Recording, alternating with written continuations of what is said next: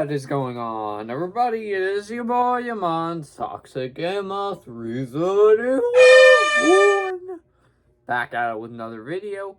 And today, we are back at it with another Toxic movie review.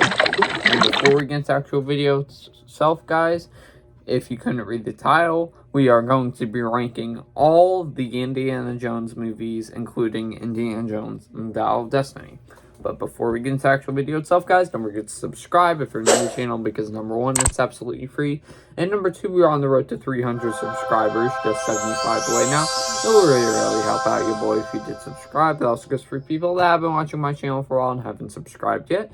Don't forget to like the video if you like my toxic movie. Don't forget to ring the bell for all notifications and notification will upload. Also, do share a video because it also help me out. And do feel free to comment as well. And if you couldn't tell by the hat, hello, Indiana Jones is my favorite movie character of all time. And today, I'm going to be doing the ranking with no notes and no list. I'm going to do this off the top of my brain here today. And so, with that being said, let's just get started up in here, shall we? So coming in at 5th place, I have Indiana Jones and the Kingdom of the Crystal Skull. Now, after a rewatch, I did, I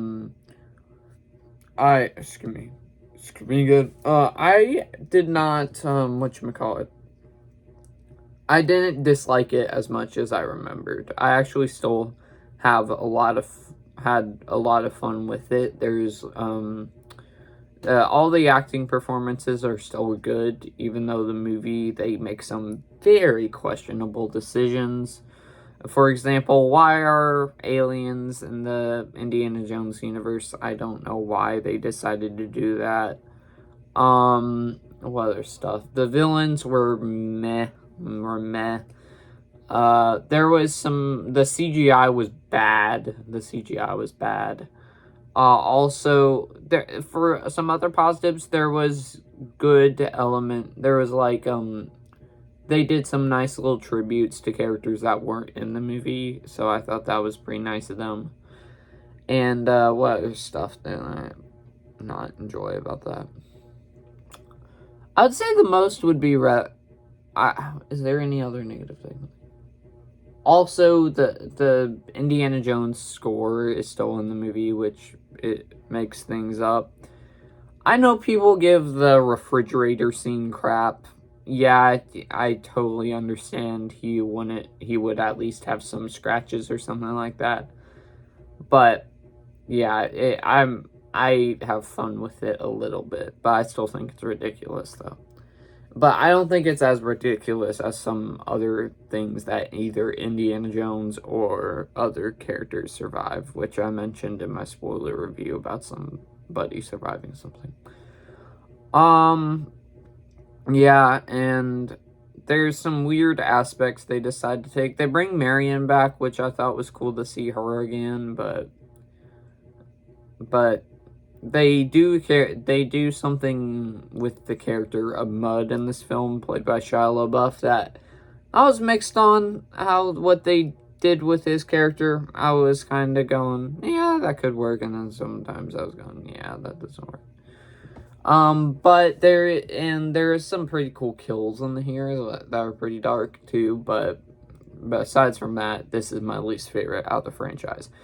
I'd have to give it time, but I might rewatch this one more than the next one I'm talking about. I would have to rewatch this one again soon to see if I would watch Kingdom of the Crystal Skull over this. And 4th place is going to be the new release, Indiana Jones and the Dial of Destiny. And going into this one, I was hoping it would be better than Kingdom of the Crystal Skull, and after I didn't rewatch it. And I'm here to say that I think it is. I just don't know if I want to rewatch it again. I'll probably rewatch it again just to see because whoever knows, maybe in the future this Indiana Jones ranking might change and they might have some prequels out that I rank as well, but who knows. Harrison Ford is still as still great as Indiana Jones, even though he's 80 and is still fit too. And yeah, he can still act, and I'm glad he got to do his final last outing that he wanted as Indiana Jones. Also, some of the new characters they bring in here are decent enough. That, like, the acting is great in this, I think, but there's some new characters that are good, and then there's some new characters that are bad, and there's some new characters that are poorly written, I think. So yeah, for example, Phoebe Waller, I keep on forgetting her name. But anyways, the goddaughter or whatever, Wombat, as she's called in the movie. She, is a little bit disrespectful to Indy, which kind of downgrades it because, come on, why'd you do it with that character? What other stuff? The first opening act, even though the de-aging, it doesn't quite work at some points. There's some points that it looks really good. But the train scene is a good opening act. They definitely did a good job with that. And also, what was I gonna say? Oh, what was I going to say? I'm trying to think of any other positive things I can say think about it. There's also nice little callbacks to the original in this that I thought were cool. Also I do enjoy the different types of settings that they use, and most of the action scenes are quite good. But with that being said, I thought the villain was kind of a little bit weak, even though he had a strong motivation, I think. And most of the stuff there was just only 2 negatives I had. That's why I put it over Kingdom of Crystal Skull, because I had more negatives with Kingdom of the Crystal Skull than I did with this one. That's how I do my rankings, basically, and that's why it goes directly right here. So, but who knows? I might change it later. Who knows? Okay, now coming in at number 3, I think all these movies are equally good movies here, and for me, third place is going to be Indiana Jones and the Temple of Doom, which is actually a prequel to Raiders of the Lost Ark, which I found out just a couple months ago, and I was going, really? Wow, I didn't know that. And I think this is the darkest Indiana Jones movie, which is really cool, but it doesn't make it as rewatchable for me how dark it is, but I do like the darkness in it, if that makes sense. There's a bunch of brutal stuff in here. There's literally a person that gets his heart ripped out of him and he's still alive or whatever, and then he just gets lowered down into the fiery pit. We've all seen that scene, and oh boy, that is very dark. And then that's what pushed the PG-13 boundary too. What other stuff? Short Round is my second favorite Indiana Jones character besides Indiana Jones, of course. And I thought him and his dynamic between Indy was really cute. Their little bonding relationship. I mentioned this in my tier list ranking. There's a scene in here where Indy's basically beating up a big guy while Short Round's beating the guy that is a voodoo person or whatever that's poking Indiana Jones' little voodoo figure and making him hurt or whatever while doing the fight. And then Short Round's punching the voodoo person or whatever while Indy's punching the big dude, and it's playing the iconic John Williams score. I love that scene. That scene was super cool. Also, the villains in this film, you want to see them get theirs because they are a creepy cult or whatever, and yeah, you want them to get theirs.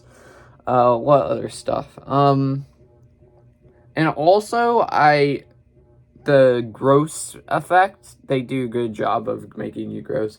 There's this one scene with Willie's character where she has a bug on her hand and she thinks it's a broken nail or whatever. And whenever I always see that scene, I go, ugh, because I'm not really big on big bugs, especially tarantulas. What else?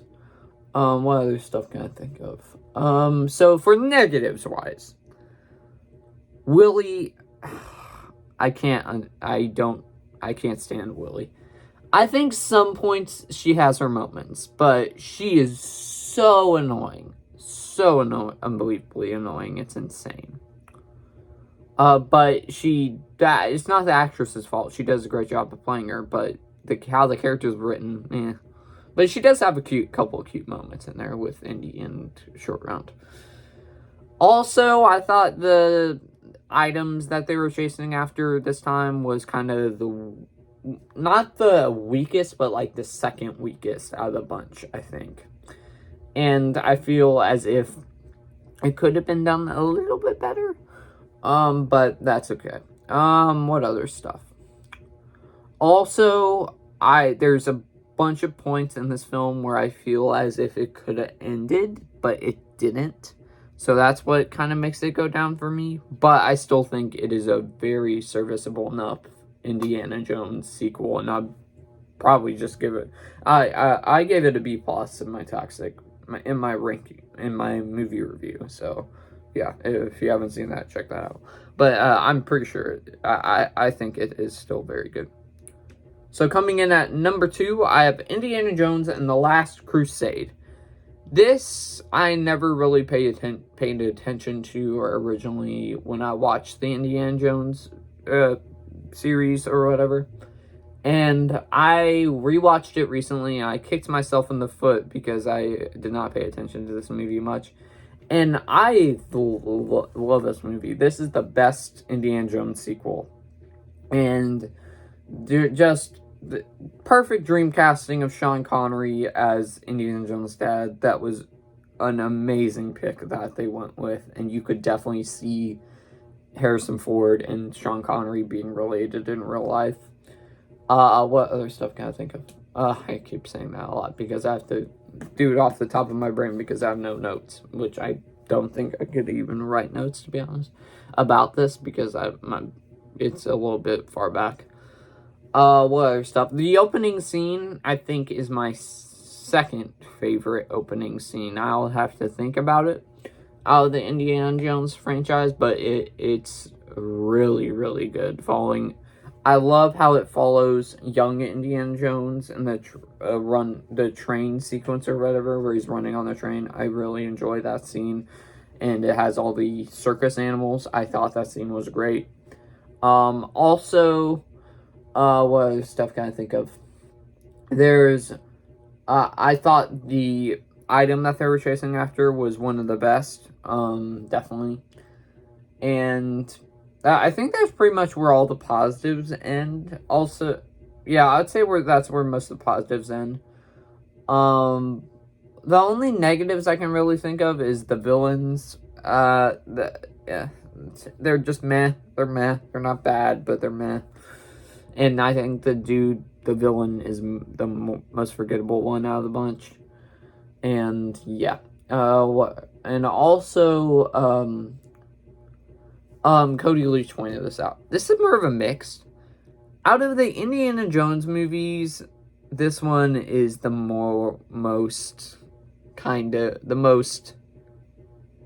lighthearted, and I think it works, but I also don't think it works because sometimes I like dark stuff, but Temple of Doom is a little bit too dark for me sometimes, but not a lot. But I would still give it a positive review. I gave it an A- in my review. And then coming in at number 1, the obvious pick for me is Indiana Jones and the Raiders of the Lost Ark. This movie is perfect by all means. It's a 10 out of 10 recommendation for me. There's no negatives that I can think of whatsoever. This movie is perfect. I always loved it as a kid, and I still love it now. And thank goodness this movie got invented. Harrison Ford was a perfect casting for Indiana Jones. Originally, Tom Selleck was going to be cast as Indiana Jones, which thank goodness they didn't go with that. Because I think Tom Selleck is a good actor, but I don't think he could have played Indiana Jones. What other stuff? The MacGuffin items that they're chasing after, they're really great as well. Both the one at the beginning and at the end, the main one in the title, I thought that was great. Belloc as a villain is a good adversary for Indiana Jones because he's basically the same as Indiana Jones, but he'll do anything to get what he wants, including work with the Nazis. There's some memorable side characters, for example, Sala, great little side character and one of the funniest. And also the Nazi dude, I forgot what his name was, but he has the big black hat or whatever. I forgot. I said his name in the Indiana Jones and the Raiders of the Lost Ark review, but I forgot what the character's name was. But the one that burns his hand with the idol or whatever, not idol, but the medallion. I thought he was a memorable side character out of the Indiana Jones movies, and yeah, he does a good job of having unintentionally funny comedic moments and also being very serious at the same time. Marion is the best love interest, period, of Indiana Jones. The action scenes are still great because they are practical. They don't have special effects or anything. Well, most of the time anyways. It's mostly actually Indiana Jones getting dragged under a truck. Also, they're really using fake guns in a bar. The opening... Oh, also, I forgot to mention. How can I not mention this? The opening scene. That is such an amazing scene. That is my favorite opening to a movie of all time. I think. I would probably put it up there in at least my top 3. It is a great opening. But with that being said, actually we have some more little categories to rank. So, about the Indiana Jones franchise. So let's get to those, shall we? Transition and Shazam. Alrighty. So I have 2 more things to rank. Well, actually 3. I have the opening scenes, the MacGuffin items, we'll just call them that, and also the villains. So why not, let's do the opening scenes first, because I was talking about it already most of the time. So 5th place goes to Kingdom of the Crystal Skull. It's not a bad opening, but it's just meh. It's not on the level of the other openings of the Indiana Jones franchise, so that goes there for me. Coming in at number 4, I'm going by this pretty quick, huh? I didn't even realize. 4th place, because I don't really want to talk about that act, because I don't think it's that interesting. 4th place, I'm going to put the Indiana Jones and the Temple of Doom beginning. I think it is a very good opening, but I don't think it's on the level of the other 3 openings I have on this list. I do enjoy the Japan opening scene. It has a musical number at the start, then it has the shootout or whatever where Indy's escaping with Willie. I thought that was a good opening act. Then that is pretty much it for all I have to say about that act. Then going into the 3rd place, I am going to put the opening act of Indiana Jones and the Dial of Destiny. I forgot what the name was for a second. I thought this opening act was very, very good. Very great.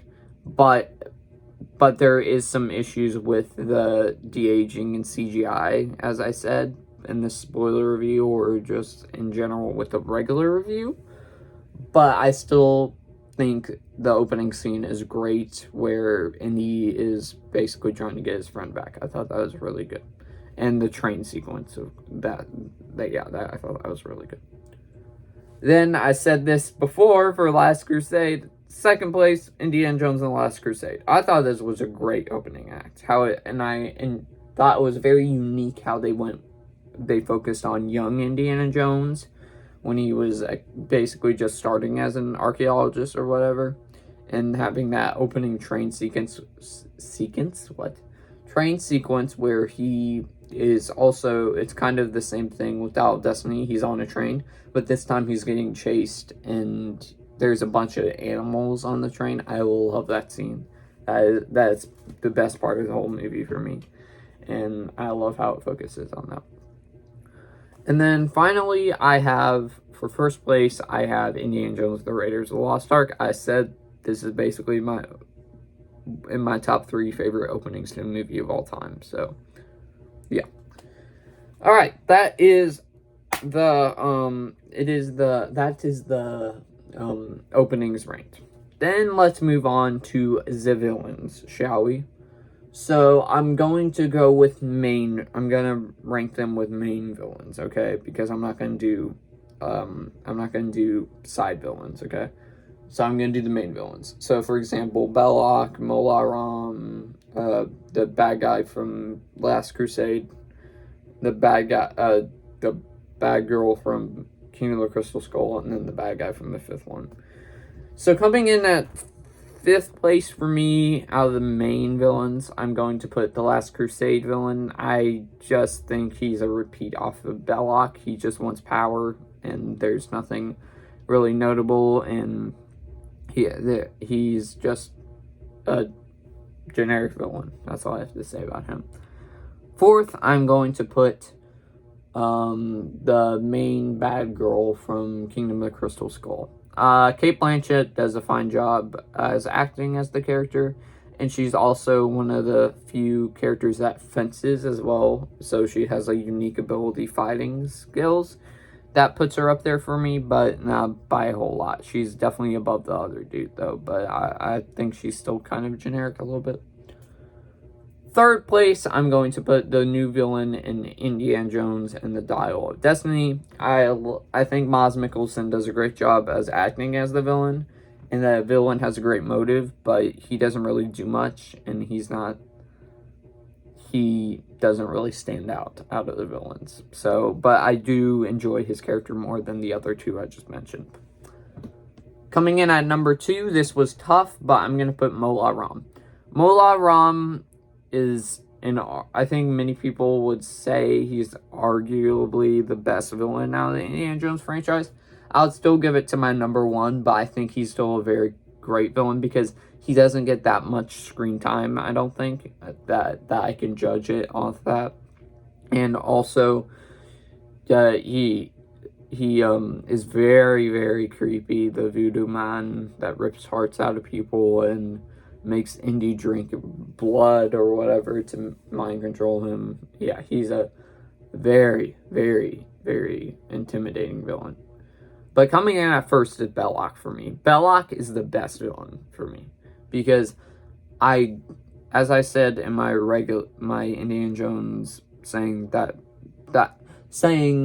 as I was saying about when I was talking about Indiana Jones and Raiders Lost Ark, I love that dynamic, how he's basically an archaeologist too, just like Indiana Jones, but he is willing to do everything in his power to basically to get what he wants, including work with the Nazis, work with all sorts of bad guys just to get what he wants. So I think Belloc is the best villain.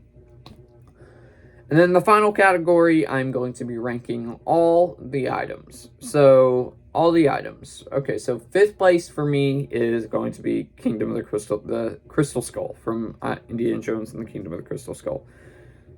Just an alien head that you need to put on an alien body so the real-life alien can pop up. Which, the CGI for the alien isn't bad, but, like, what?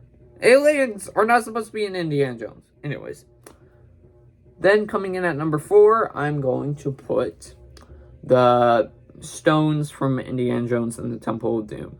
I think the stones in this are quite weak, to be honest. They're just there to...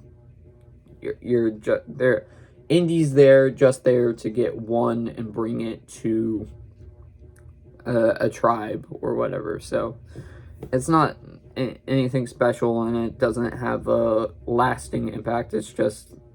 it forms the shape of a face of Kalima for Mola Ram, so, and he always just goes, Kalima, Kalima, all the time, so, while looking at him, so.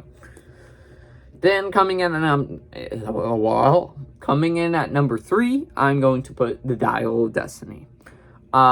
You've seen it in the trailers, Indy has basically said he's been looking for this his whole entire life, in the backlash, whatchamacallit. It's just a very important item that I'm not going to say what it does, but it's very unique and it's better than the Alien Kingdom, the Crystal Skull thing, and has kind of a thing, if that makes sense. It has an object that kind of works, but also is kind of doesn't by a little bit, but not a lot. And I enjoy.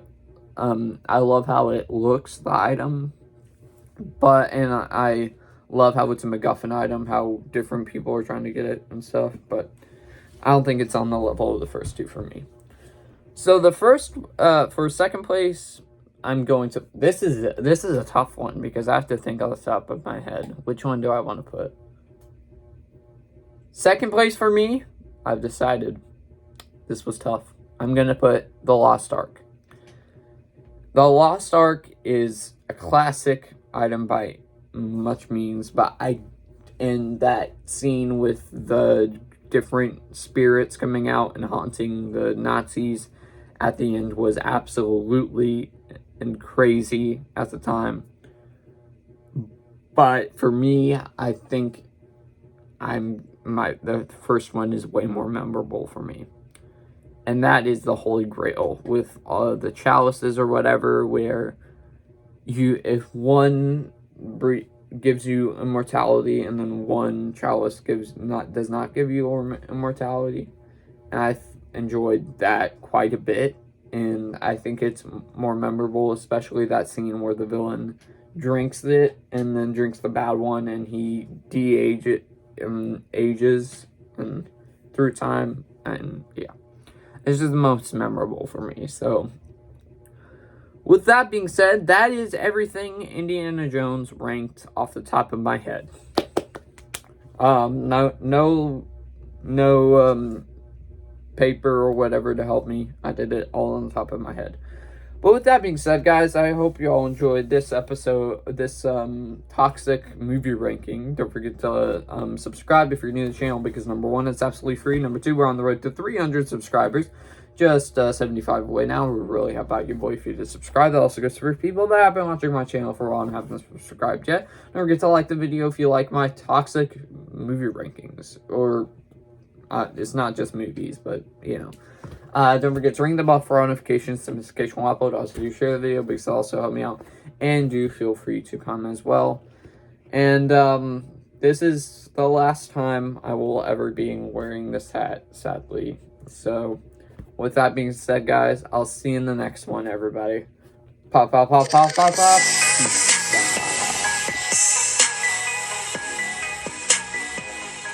Yoink.